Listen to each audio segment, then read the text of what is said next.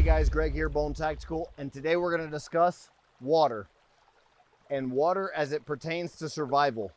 So let me show you what items we have in regards to water and water purification in our ultimate bug out survival system.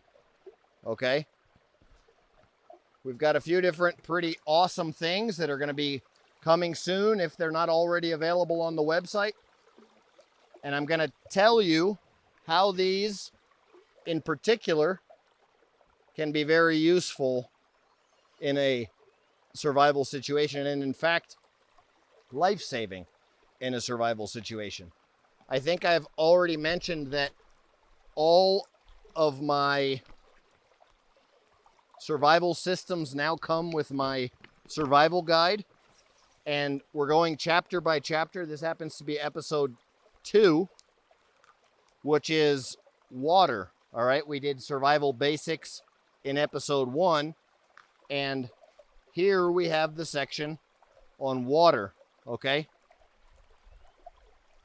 I'll read the first paragraph here, and then the rest you'll have to check out for yourself. As mentioned before, a human being can only survive approximately 3 days without water. This is further dependent on your hydration level at the time of the water shortage, your level of exertion after the shortage, and your body's metabolism. This makes having a plan for potable water at the top of our bug out bag prep list. That's also why we include inside the bug out bag various items in regards to water. Now, that covers why water is so important. And to give you a general idea, even in a cold environment, the human body and a human being will need 2 quarts of water to survive, right? Anything less than 2 quarts of drinking water in a day and your performance is going to drop. You're going to not be able to really have energy or think very clearly. And when you get much lower than that, then you actually endanger your life itself, right? You could die from lack of water. Now, I recommend, especially when you're in hot jungle environments like what I am right now, I would recommend drinking a gallon of water a day. Now, a gallon of water is a lot of water, and that's kind of the most recommended. We're going to discuss where you can drink water, how you can find water, and things like that here in a minute.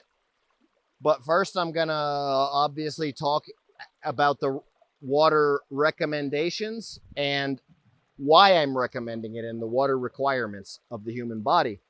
So at minimum, 2 quarts of water, up to a gallon of water a day should be sufficient.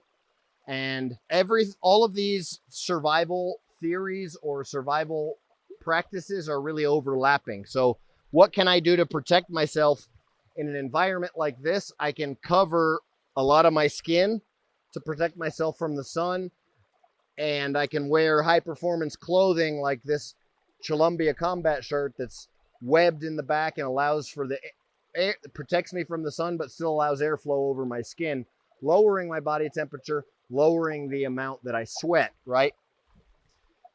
If you want to talk about water purification devices, probably the best water purification device, and the reason that I include this in my system, is because you want to be able to purify water on the move, and you want to be able to carry something light and small.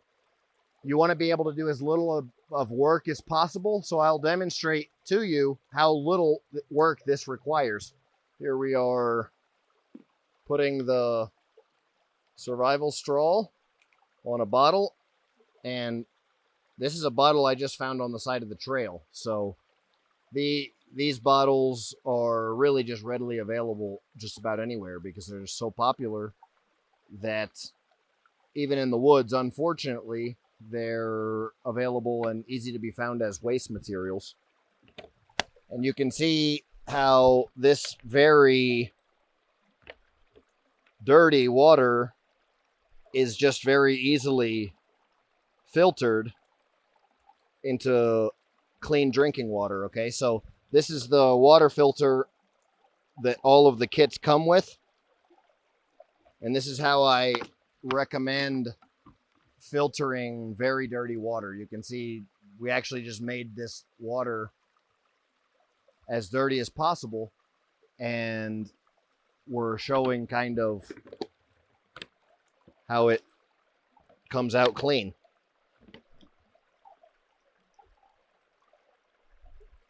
So really just the difference here is quite clear. Why you want to be able to drink water on the move is because really you don't know what your survival situation is going to be, and you don't know if you're going to be able to really stop and spend a bunch of time trying to purify water. The chances are that you're not going to be able to. Really, the huge chances in whatever the survival situation, you're going to want to be moving and putting miles between you and whatever disaster occurred or whatever has you in a survival or bug out situation. That being said, this survival straw, literally, you just put it in the water and drink. So I can so easily, I'll show you here, the obvious and easiest way is to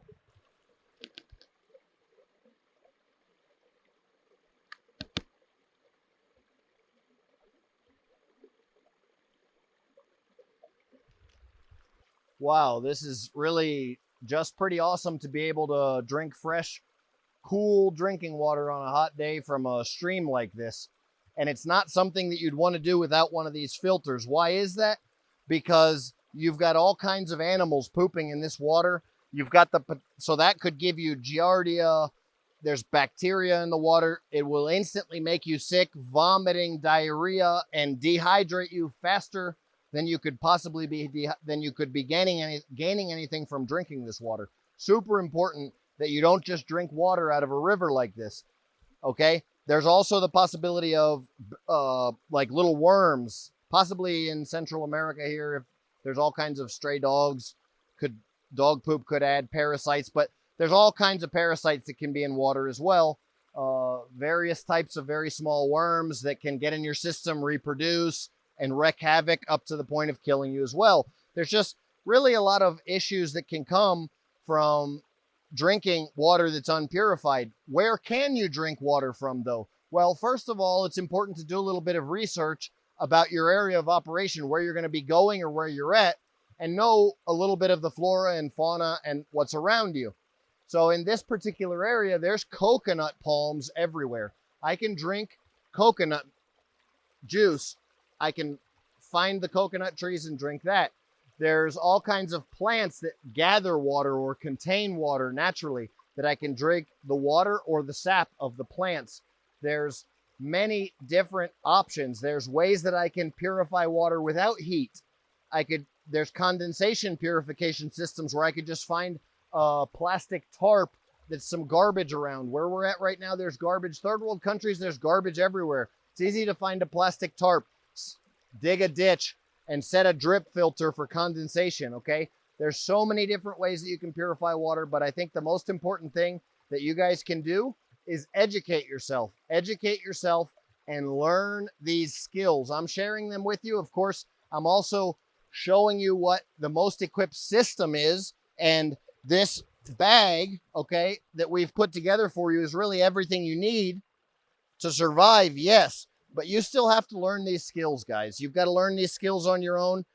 And I really hope that you take the time and put the effort in to learning these skills. What I recommend for most people is I recommend buying 2 of these bags and using one of them, going out in the woods, practice. Before you go, let somebody know where you're going to be, okay? In case something happens, be careful, be smart.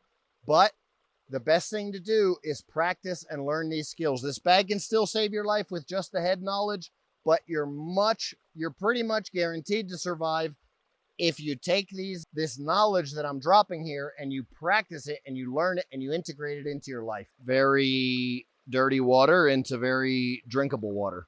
So thanks for watching. Bone out.